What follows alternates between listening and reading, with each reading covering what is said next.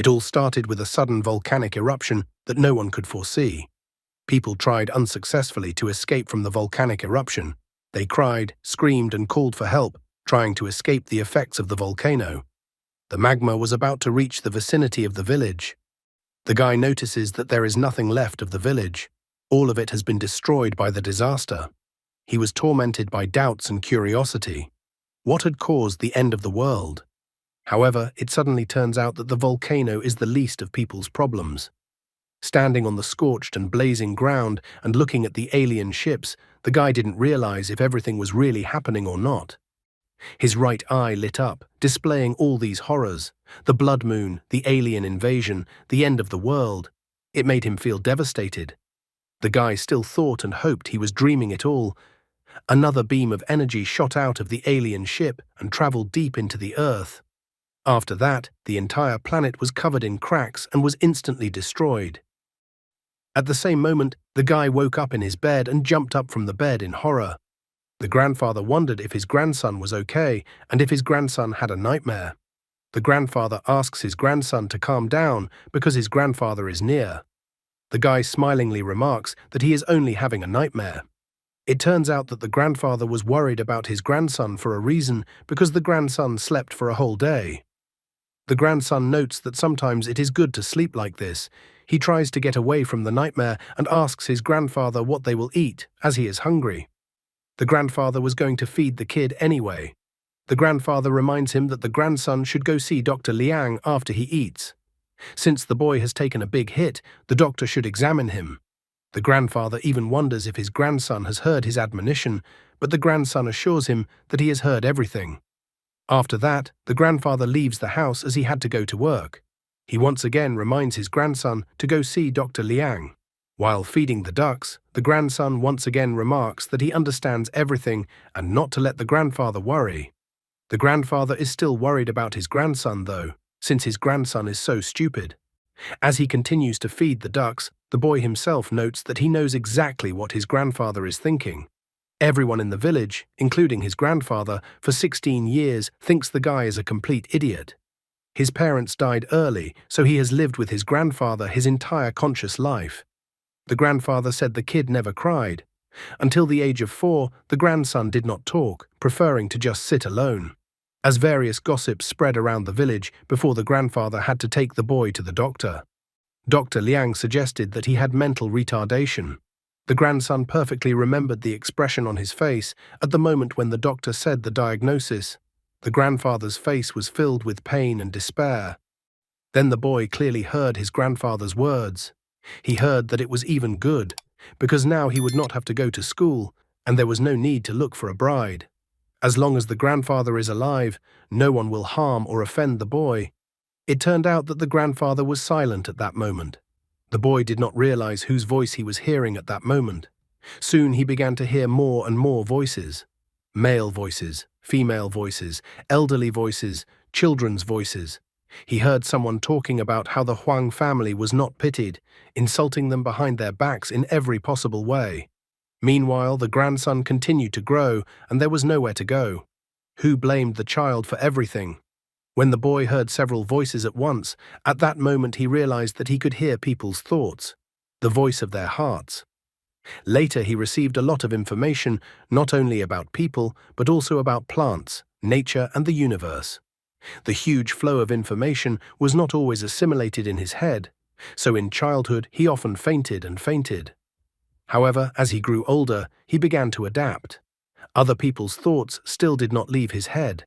While passing by a group of people, he could hear someone complaining in his thoughts that he had lost all his money in betting. Although he could still hear people's thoughts, as he grew older he learned to control and discard unnecessary information. However, he had no control over the data he was receiving from the universe. The day before yesterday, he didn't restrain his curiosity and took a look at the moon, where he discovered a horrifying fact. It turns out that the moon is not a satellite of the Earth. The moon is a battle weapon created by an alien superior civilization to monitor the Earth. Hidden beneath the surface of the moon is a hollow structure full of mechanical devices. There are also thermonuclear weapons and kinetic cannons. The most deadly weapon for Earth is the moon itself.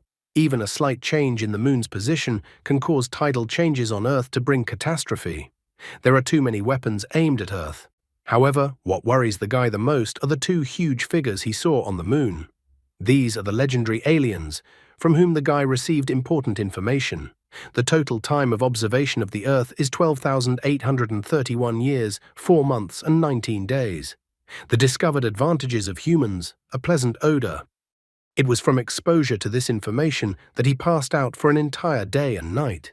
This information affected most of the final scenes in his dreams. He wondered if the scenes in his dream would come true or not. But the guy decided not to worry about it because the aliens had been watching the Earth for so long but had not done anything about it. At least it occurred to him that if the aliens were treating humans like food, then maybe they were. Most of the unexplained disappearances of people in the world are alien-related. Reflecting on this question, he suggests that until some colossal change happens on Earth, the disappearances are likely to continue.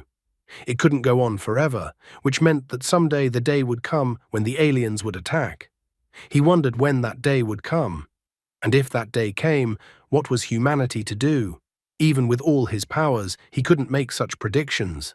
He even brushed the thought away because the fate of humanity did not depend on him. He's just an ordinary country boy, so he doesn't want to think about such things. In the meantime, he needed to stop by Dr. Liang's house as he had promised his grandfather.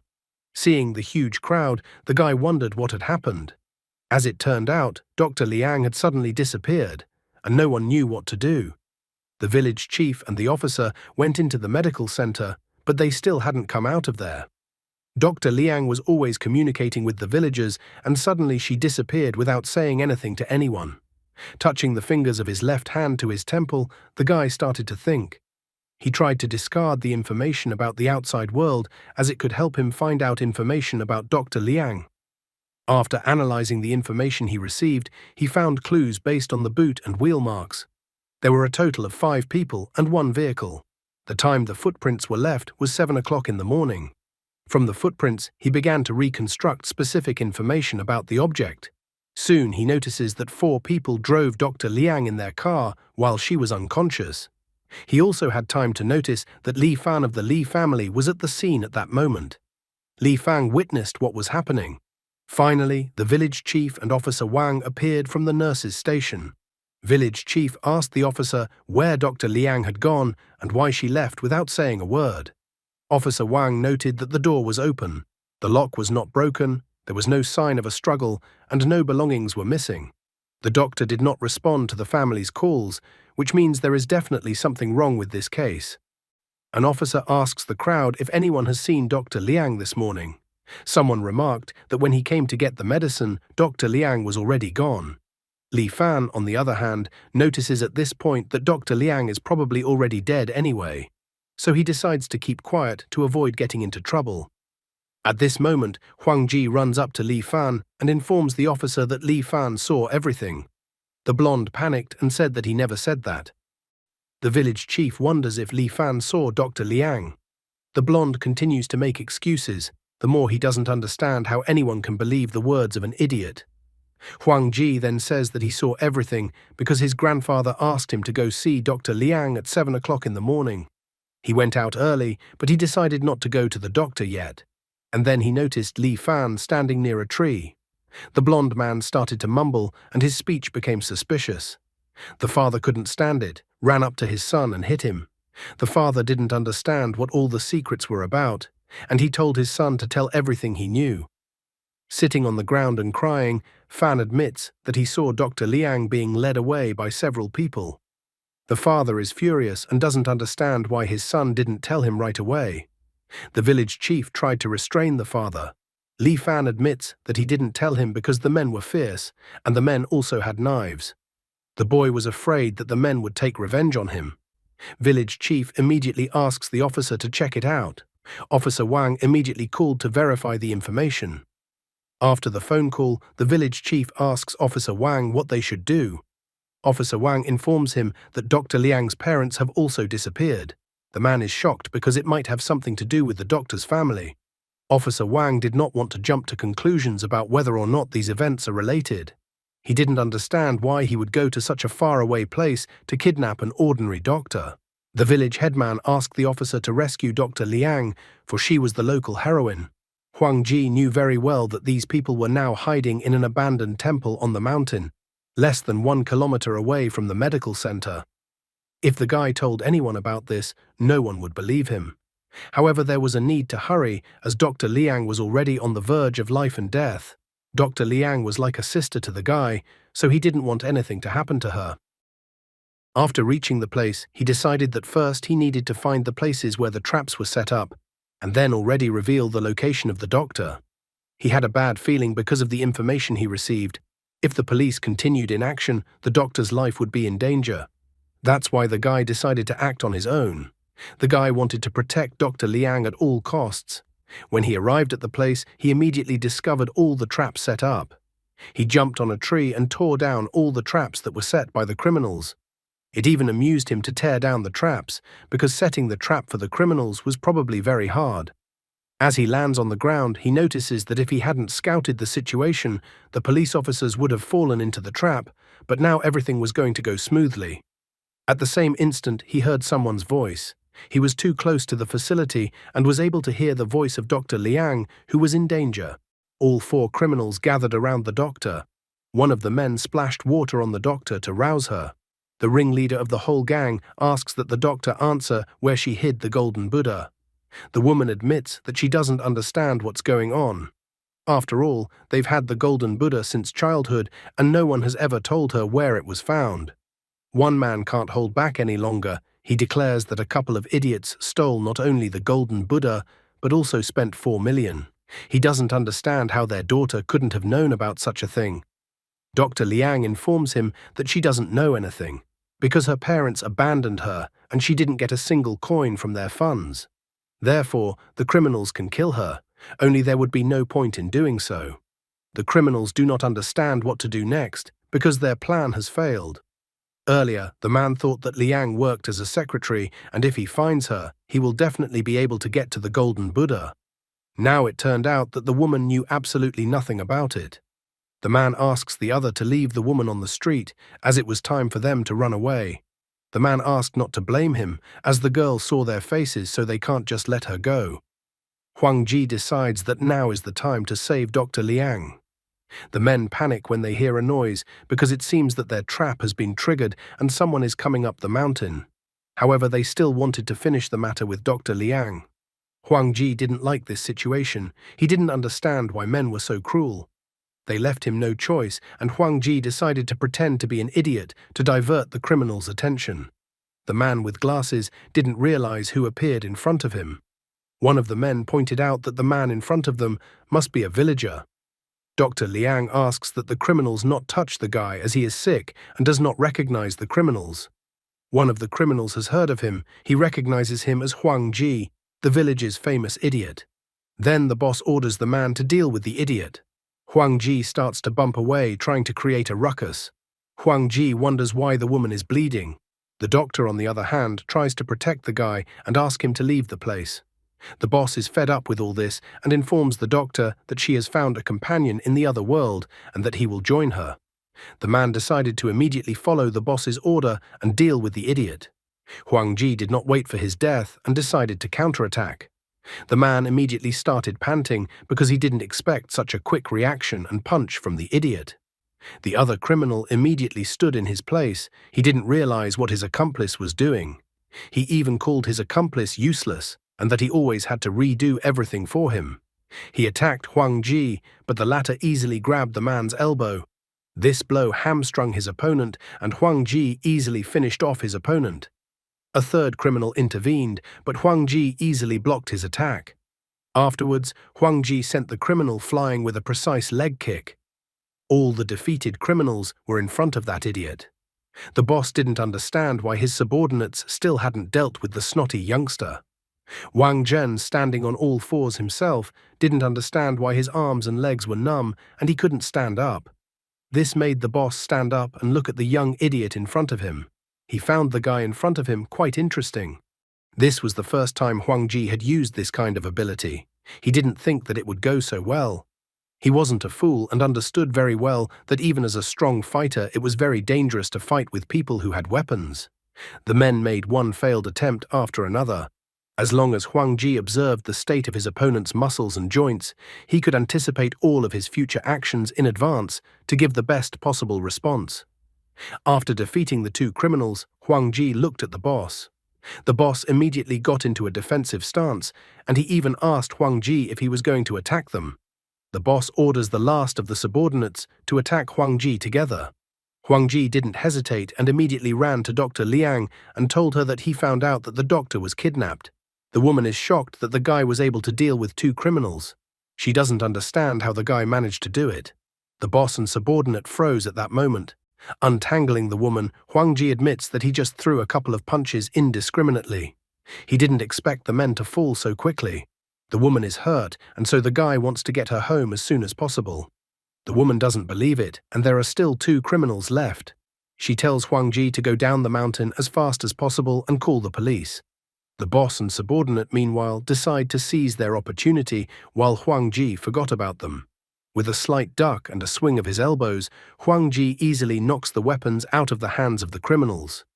The woman pounces on one of the men and tells him not to touch Huang Ji.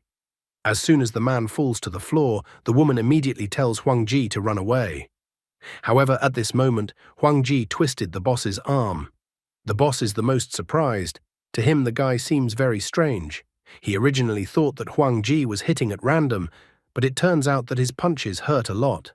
In the same instant, Huang Ji seals the boss face first into the floor, to the great shock of the doctor and the other criminal. Huang Ji notices that the boss is such a weakling because he didn't even use force, and the boss has already fallen down. As it turns out, Huang Ji often does physical work while the boss is mostly sitting down. After so long, the police finally arrive on the scene. Officer Wang orders the criminals to lower their weapons as they are surrounded. Suddenly, Officer Wang notices a very strange situation. All the suspected criminals are lying on the floor, and their local idiot is standing over the boss. The boss even starts crying at this point. He has been preparing for so many years for this moment, he never thought that some idiot would take and ruin everything. Later, Officer Wang put a vest over the woman and gave her a glass of warm water. To be sure of what was happening, he asked the woman if he had correctly realized that she had been rescued by Huang Ji. Dr. Liang confirms this because if it wasn't for Huang Ji's help, she would have been dead by now. The officer wonders what Huang Ji forgot on the mountain. He also praises the guy and asks him not to run away anymore and not to make grandfather worry. Looking at the criminals, Officer Wang wonders if Lu Jingmin is among them. The boss is shocked. He couldn't understand how the police knew his name. After all, he is usually called by his nickname by everyone. Since the criminals don't want to cooperate, then Officer Wang thinks they will be comfortable keeping quiet in the police station. Huang Ji decides to walk Dr. Liang home. She thanks the guy for being there for her and saving her. The guy is all glowing and states that grandfather says that people should act according to their conscience. Dr. Liang smiled slightly at these words and felt that the guy's grandfather was right on this point. This made the woman become bolder, so she called Officer Wang over and decided to give him some more information about the case. In this way, the kidnapping case in Huazhuang village was safely concluded. Dr. Liang told the police all the details of her involvement in the theft from the museum that year. If she had spoken up earlier about what was so troubling to her, the stone would have fallen from her soul as soon as possible. She had decided to get rid of her attachment to her foster parents too. She didn't want anything to bind them together anymore. The problem with the threatening letter that had appeared was also solved in no time. The boss reported that he had written the letter. He confessed that actually, deep down, he didn't like his nickname, so he decided to write his real name. He was forced to, and he had nothing to do with it. Lu Jingming decided to make himself look like a victim to somehow shorten his prison sentence. However, the police couldn't really believe it, because the other accomplices claimed that Lu Jingmin was their boss. However, the boss continued to deny it and convinced everyone that he was framed in the case. Even though the police had their doubts, they still had no other suspects. As long as it pays off, everyone will talk nonsense to reduce their jail time. The police would not suspect Huang Ji, but he did not behave very nicely. A few days later, when the villagers were harvesting their crops, they were distracted by sudden events. The villagers wondered why the police had come to the place again. As it turned out, the police came along with Dr. Liang's foster parents. Most likely, Huang Ji had somehow reported the whereabouts of the doctor's parents to the police. That was what his despicable act that he had mentioned earlier was all about. After that, the doctor's foster parents were led to the village reservoir. The doctor's foster father reported that it is at the bottom. Officer Wang notices that the couple had built up the reservoir before leaving the province. The parents have already explained everything. They spent all 4 million and only had a few 100,000 left. The golden Buddha was hidden in this reservoir. He also asked that Huang Ji pay attention to those who came with the criminals, since those were from the provincial museum. The guy couldn't blindly believe the criminals that they had spent all the money. After taking a closer look at the man, the guy realizes that the man has a hidden deposit, which is $3,150,485. Huang Ji even recognized the specific location of the hidden deposit. The foster father naively thought that he would be able to spend his money after he got out of prison, but Huang Ji was not going to let that happen. Soon a chest was recovered from the reservoir. Upon opening the chest, the experts were convinced that in front of them was a golden Buddha of the Tang dynasty, which had been stolen last year from a museum. Officer Wang doubts that it is a golden Buddha, as the element looked more like copper than gold in appearance. However, the expert assures that the Buddha statue is actually much heavier than ordinary bronze statues. After measuring it, they found that the weight of the Buddha is very close to the volume of gold. Therefore, they concluded that the inside of the Buddha statue is actually gold, but the surface is covered with a layer of copper. Officer Wang also believes that the weight will not lie. Huang Ji check whether this is the case. After scanning with his gaze, he realizes that it is not gold. The density of the Buddha statue clearly exceeded that of gold. The Buddha statue was basically composed of iron, silicon, and some unknown element. It seems that the elements that are not found on Earth are remnants of alien civilizations. And it looks like what is inside the statue is some kind of precision instrument that was delivered by an observer from the moon, and the recipient was an Indian monk. The monk was called Jodasita, and he seems to have been a very famous man. The box with the statue was covered with a lid and was being prepared for transportation to the museum. Other than the information Huang Ji had gotten, there was no further information he could get. If only he could open the statue, then he would be able to get more information then. The aliens had been on Earth a long time ago and had even left their creations behind. But the guy was curious about the aliens' purpose. If humans in the eyes of the aliens are just tasty food, then he didn't understand why the aliens would bother giving Earthlings the products of alien civilizations. After he lost the statue of the golden Buddha, then he was lost to the loss of the keys to solving this mystery. He knew very little about alien civilizations, and in addition, he had a dull no scanty supply of relevant scientific and astronomical knowledge.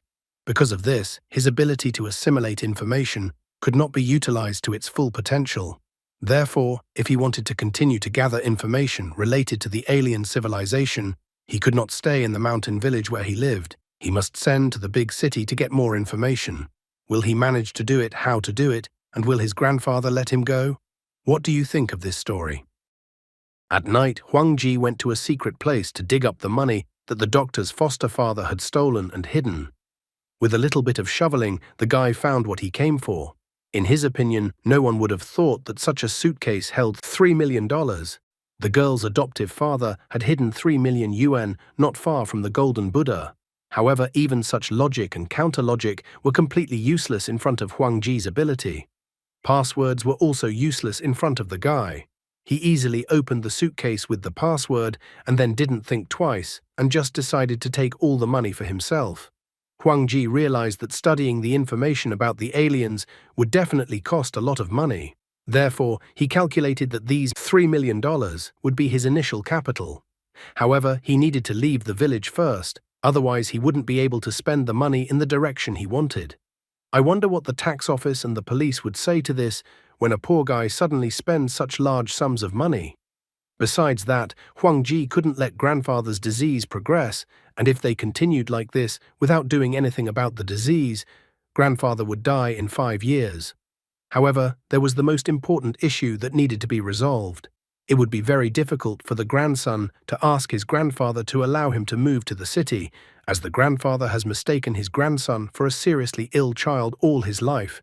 So it would be very difficult for the grandfather to agree to his grandson living alone in the city. In the end, he decided to go to school. Previously, he studied only in junior high school because of his intellectual problems, so the grandfather was very worried about how the grandson will continue to live. The guy decides to tell his grandfather that he wants to continue studying at school. The grandfather himself would hardly be able to take his grandson, but he can ask acquaintances to do it. Huang Ji put all these things off until tomorrow. He pulled the suitcase with the money and immediately fell down. $3 million in cash was heavier than he thought. The money suitcase weighed over 50 kilograms and the suitcase had no wheels. He was furious about this problem because he would have to carry this suitcase for half his life, so he had to find a place to hide the suitcase. In the morning, the grandfather wondered why his grandson was so tired. Huang Ji explains it to the grandfather that he just didn't get enough sleep, although in fact he was practically dragging the suitcase with money until the morning. After breakfast, the guy went to see if there was a man who would agree to take him to the city. Walking through the village, he began to look around at the villagers in the village. Soon Huang Ji sat down on a rock and sighed. He still couldn't find any villagers who would agree to take him to the city. Even Officer Wang, who came from the city, didn't want to go back there. Huang Ji even thought that the city was such a scary place since no one wanted to go there. Suddenly the guy saw the village chief walking by. The guy quickly scanned the village chief since he was in a good mood. Huang Ji liked the information he saw from the old man. A few days later, Zheng Xuan and Su Lingli came to the village, and the village chief was glad to hear this information. The village chief was so happy that he greeted the guests and welcomed them. Huang Ji recalled that Su Lingli used to study in Shanghai and then worked there after graduation. She was a kind-hearted person, so the guy didn't think she would refuse his request. Zheng Xuan, on the contrary, was very suspicious. Huang Ji used his ability to study the information about the man. Zheng Xuan was 29 years old. His main profession was a translator, but he also worked as a hacker.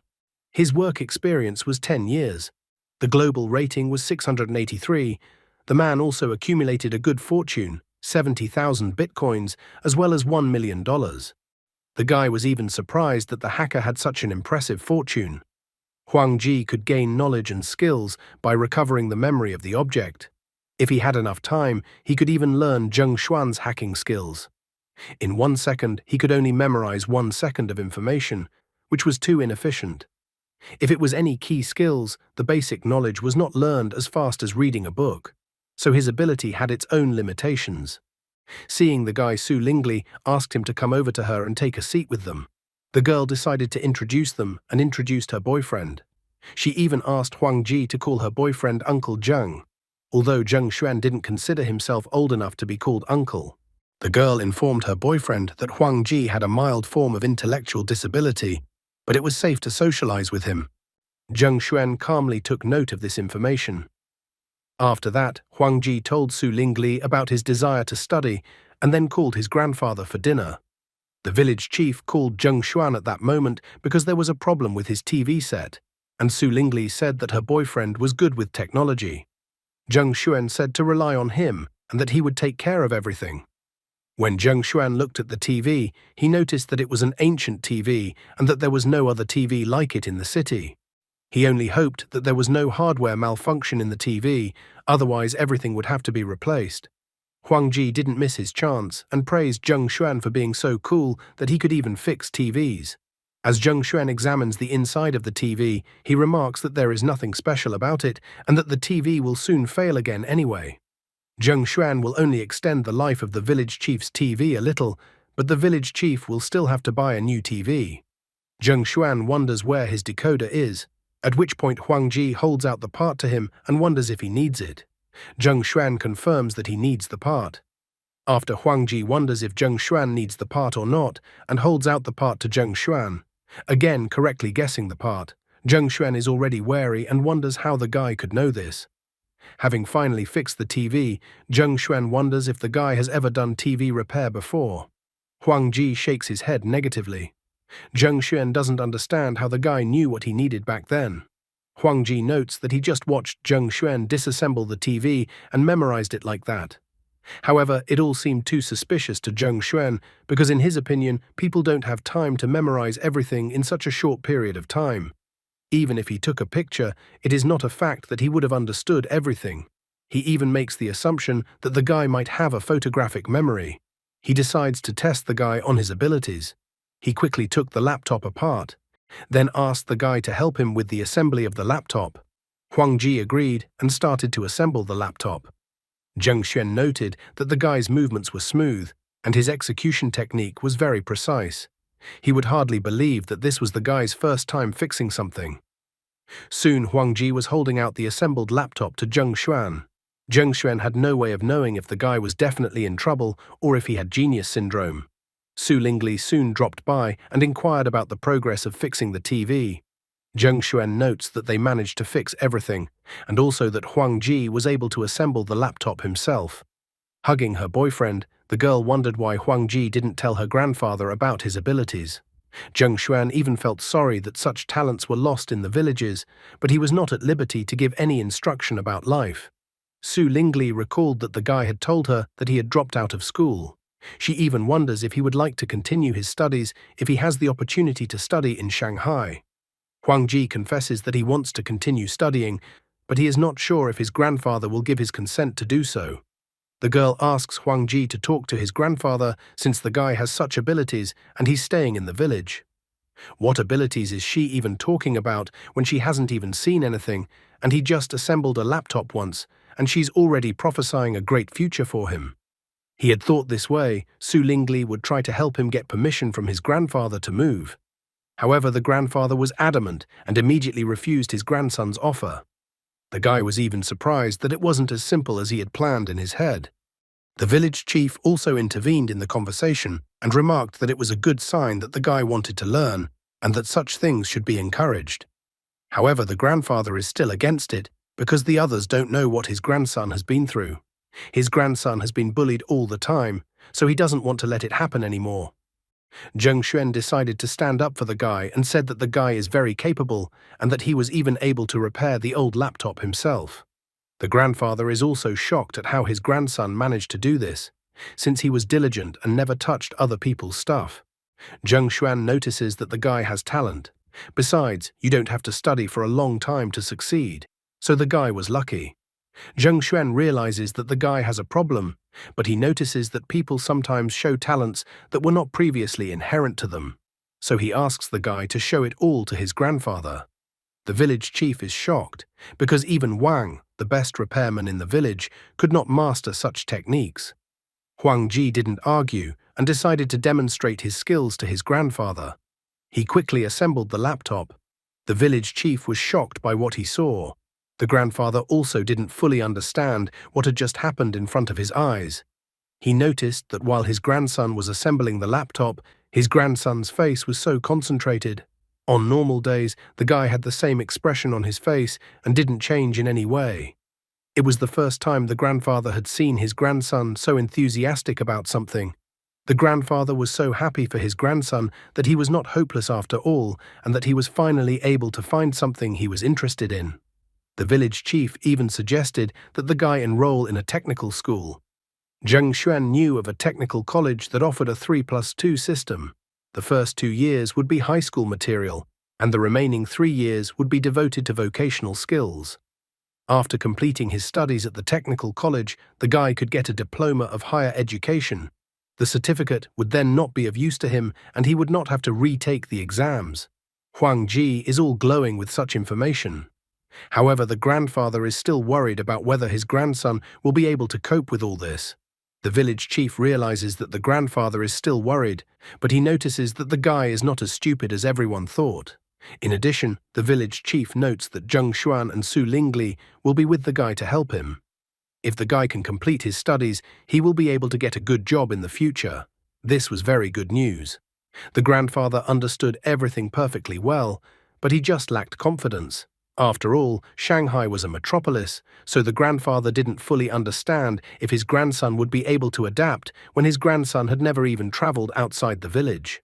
The grandfather was worried that he wouldn't be able to learn anything about his grandson's condition and problems when the grandson was so far away, especially if his grandson started being bullied again.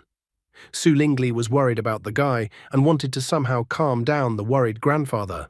Zheng Xuan notices that he and the lad won't be able to go to school and they won't be able to check. So he felt sorry that the guy would stay in the village like this. Huang Ji told his grandfather that he would listen to what he said, and if his grandfather said not to go, he would not go anywhere. He would always be by grandfather's side and take care of him. The grandfather was saddened by such news. His grandson hit him in the most painful place. He had spent his whole life raising his grandson, but he had not achieved anything good himself. He could not cripple his grandson's life. Other than farming, he had nothing to teach his grandson. Besides, he was worried about what would happen when he died. He was worried that his grandson would be left all alone and would not be able to survive in the world without help. Grandfather wanted his grandson to be happy and not to be bullied. In the end, the grandfather gave in to his grandson's persuasions because he did not want his grandson to be only around him all his life. A grandfather informs his grandson that his grandson should learn something new. Besides, his grandson had a talent for something, so he didn't want his grandson to waste his talent sitting in the village. The grandfather hugged his grandson and gave him permission to leave to study, but asked his grandson to study hard. Huang Ji was so happy that grandfather finally gave his permission. He promises that he will study hard. The guy knew that his grandfather was always worried about him, so there was no way he could let his grandfather down. He even apologizes to his grandfather. Huang Ji swears in his heart that he will study medicine and will definitely be able to cure his grandfather.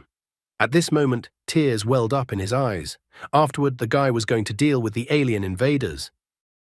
After saying goodbye to his grandfather, Huang Ji, along with Zheng Xuan and Su Lingli, took a train to the city. Before long, they reached the city.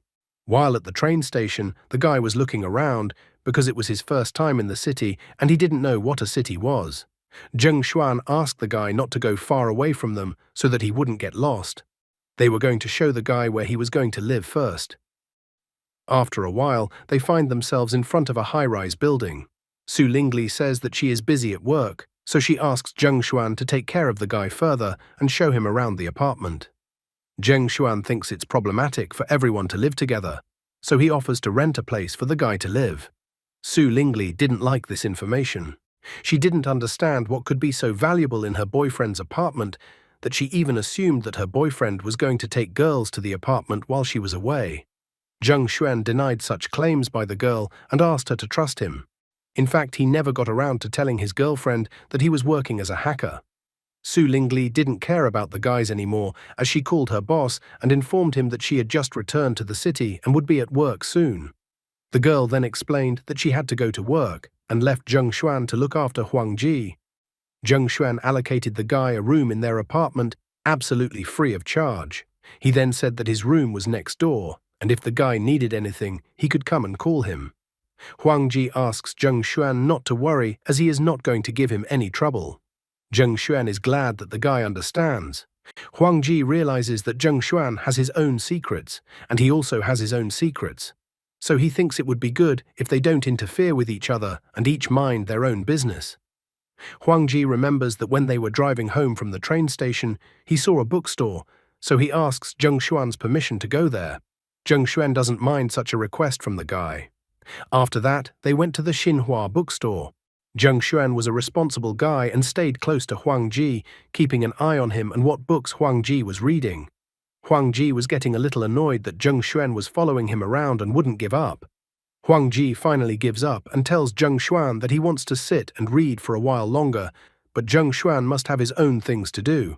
He promises that he will handle everything himself. Only after that, a tired Zheng Xuan decided to go home, which was nearby.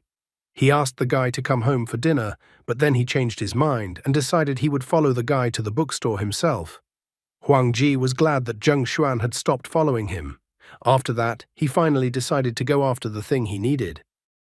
After waiting for Zheng Xuan to leave the bookstore, Huang Ji went to the subway. After looking at the subway map, the guy found the city's mail sorting center. Soon, the guy was at the city mail sorting center. He came to the place to pick up his things and showed his ID card. Huang Ji said that his things from Huazhuang village were sent 2 days ago, and he was wondering if his things had already arrived. The man smilingly decided to check, and then reported that a few hours ago the items had arrived. Huang Ji thinks that the things are heavy, so he asks to rent a cart. After that, he rolled out with the cart to the street. On the street, he caught a cab and asked the driver to take him to the east side of the city, to the Platinum House. After getting into the cab, Huang Ji was glad that he sent the money suitcase away before leaving. It would have been incredibly hard for him to carry such a heavy bag by himself. Since the money had arrived, he was now going to find an apartment. I wonder how he would be allowed to do something like this by Su Lingli. I'm curious as to how the author of the manhwa decided to come up with such a thing. I have a large number of questions as the story progresses. How did people assume the guy was a genius if he only put together a laptop that had been taken apart before? How did he manage to mail $3 million? Postal parcels are no longer inspected in China, and it's free to mail anything you want, including such a large sum of money. How can he avoid the scrutiny of the tax authorities when a poor guy from the countryside suddenly rents a nice apartment in the city?